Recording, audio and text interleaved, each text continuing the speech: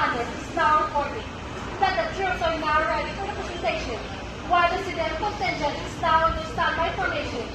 The company commander informed the troops that they are about to perform the civilian exhibition. Ladies and gentlemen, the presentation shall now begin.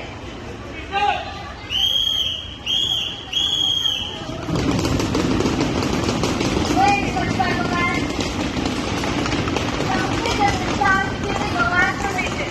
This is a single last formation, formally evaluated in the crowd and executed when the crowd is in the state of control. Ladies and gentlemen, the straight line formation.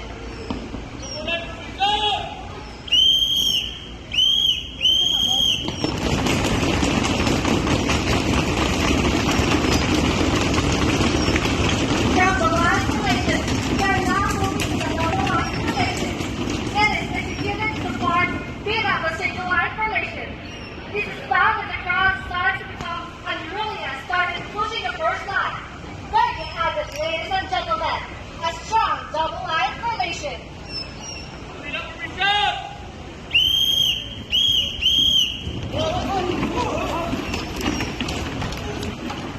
A safe and protected umbrella formation.